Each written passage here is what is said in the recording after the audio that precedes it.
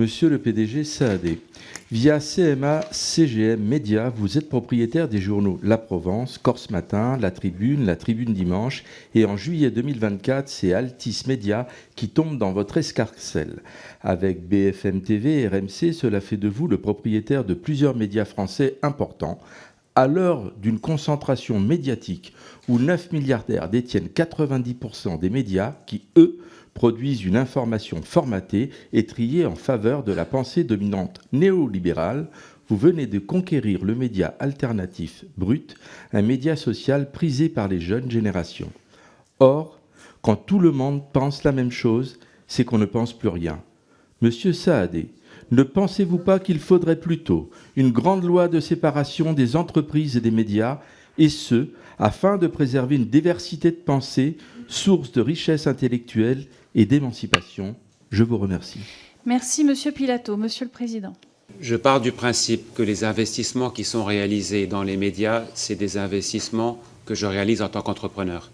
Donc quand j'investis dans la presse, dans l'audiovisuel, je le regarde aussi en tant qu'entrepreneur. Une fois qu'on a dit ça, les journaux et les chaînes de télévision qu'on a rachetées ont une indépendance. C'est des journaux qui sont nuancés, qui offrent le pluralisme et qui offrent la nuance.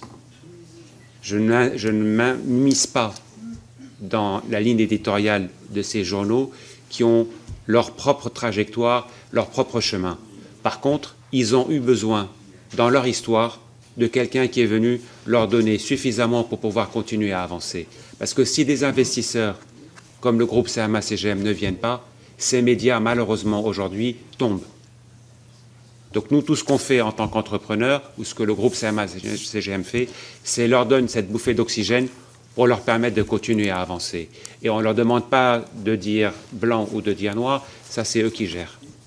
Mais si nous, en tant qu'entrepreneurs, et je ne suis pas le seul, vous avez d'autres grands entrepreneurs français, je ne suis pas là pour parler de leur ligne éditoriale, mais je dis qu'ils viennent aider ces médias, parce que c'est vrai que le monde des médias est en crise, qu'ils ont besoin d'avoir les moyens de pouvoir continuer à avancer dans un monde qui est complètement transformé, et c'est le but de notre démarche.